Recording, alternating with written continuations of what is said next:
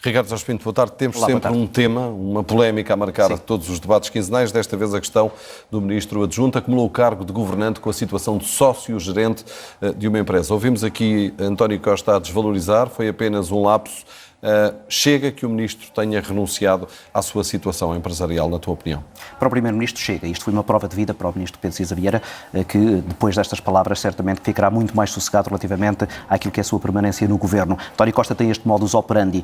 Quando tem um problema e precisa de o resolver, resolve-o antes de ser confrontado com ele. Foi assim com o Ministro João Soares, foi assim com os secretários de Estado que foram a viagens ao Euro em França e é agora também com Cisa Vieira. Portanto, há aqui claramente uma proteção para António Costa. Não resta nenhuma dúvida de que não houve aqui uma interferência. Para a opinião pública, naturalmente que fica sempre esta dúvida, porque na verdade houve aqui um período de 7 meses entre o Ministro assumir que na verdade poderia haver ali uma incompatibilidade que acabou agora por assumir. E, portanto, o Ministro que é advogado e alega o desconhecimento da lei, tal como António Costa já tinha feito na questão do negócio imobiliário que foi noticiado esta semana. Sim, embora António Costa reconheça que não se pode alegar esse desconhecimento da lei e, na verdade, este lapso de 7 meses é muito longo. Não se pode alegar não só o desconhecimento da lei, como não se pode também alegar que o Ministro, não sendo um interveniente direto, um player direto neste negócio, não tinha nada a ver com ele, porque na verdade tinha. Ele era advogado de uma empresa que aconselhava, dava consultoria à A3 China Gorges e, portanto, a possibilidade de haver aqui uma interferência era clara. Retirou-se a tempo, segundo o Primeiro-Ministro, sim, segundo a oposição, e aqui curioso, a oposição à direita e a oposição à esquerda. Temos o Bloco de Esquerda a perguntar se o recuo do Governo na questão das renováveis teve a ver ou não com o Ministro Cisa Vieira. Começa a haver aqui muito ruído. Há muito ruído e ainda por cima, se tu reparares, há depois também a interferência do nome Manuel Pinho, que é um nome muito incómodo, este sim, muito incómodo aqui já na questão das rendas excessivas. Na questão das rendas. E por isso é que António Costa teve aqui um pormenor, quanto a mim é um por maior, porque é relevante de dizer, quando sobre a nulidade desse despacho, ele dizer, não interessa quem é que o assinou. Isto é, António Costa não quer claramente que haja uma conotação desse despacho que foi assinado, na verdade, por Manuel Pinho, com o nome Manuel Pinho, mas assumindo que é um despacho governamental. E, portanto, o incómodo está aqui instalado, causa ainda, como dizem muito bem, ruído e, para além de ruído, um desconforto haver esta associação entre o nome Manuel Pinho, que é um nome que claramente é desconfortável para o Partido Socialista, com um nome que António Costa quer proteger com uma estratégia que já se percebeu que costuma ser eficaz nestas alturas. Mesmo com este apoio do Primeiro-Ministro, Cisa Vieira sai diminuído do dia de hoje? Sai uma imagem, como eu dizia, de desconfiança, porque não houve uma resposta muito clara sobre porque é que ele tomou agora esta atitude. Nomeadamente aquilo que é a desconfiança que há de haver agora, por causa da OPA da empresa chinesa, a EDP, esse reconhecimento de que a atenção mediática se centraria sobre o caso do Ministro Adjunto. E, portanto, a ausência dessa resposta diminui sempre a posição do Ministro. Agora, em termos factuais, funcionais, eu penso que não, bem pelo contrário, há aqui um reforço da posição de Cisa Vieira depois destas palavras de António Costa. Tivemos o CDS a puxar a este debate a questão da eutanásia, pedindo uma posição ao Primeiro-Ministro, que ironizou relativamente também à situação de ser o líder do PS e só poder responder enquanto chefe do Governo. Este vai ser um debate intenso e fraturante no Parlamento. Era importante sabermos a opinião do Primeiro-Ministro mais do que do líder do PS, ou de ambos?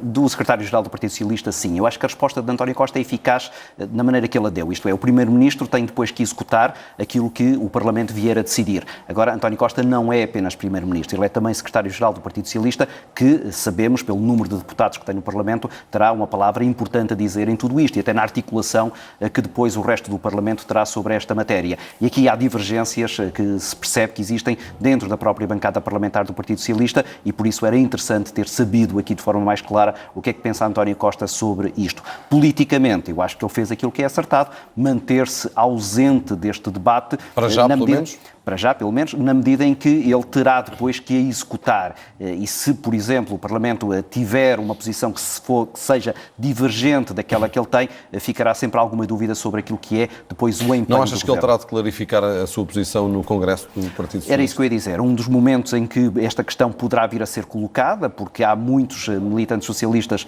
que já o começaram a fazer, quer nos média, quer em grupos de discussão um pouco pelo país, onde o Partido Socialista tem colocado esta questão, é saber qual é que é a verdadeira posição que o Partido Socialista e o Secretário-Geral querem ter relativamente a esta matéria. Podem levar isso para o Congresso. Mas nós já percebemos que a questão vai centrar-se muito na questão dos recursos do Serviço Nacional de Saúde, que têm de ser alocados a esta questão, com a direita a defender que há outros cuidados, nomeadamente os cuidados continuados, que merecem uma aposta e não a eutanásia. Sim, e essa aí é a questão que diverge a direita e a esquerda, e viu-se também aqui neste debate, quando Assunção Cristas, colocando a questão de saber se haveria ou não mais investimento nos cuidados continuados, ouviu bocas à esquerda a dizer isso é demagogia pura, isso é nível zero da discussão, demagogia barata, isso é o nível zero da discussão política. Eventualmente até o pode ser, a verdade é que eu acho que Assunção Cristas tocou ali num nervo que é particularmente relevante nesta matéria para um país que nós sabemos que é relativamente conservador em relação a estas matérias. E isso pode ajudar a compreender porque é que o Primeiro-Ministro não quer ser mais assertivo.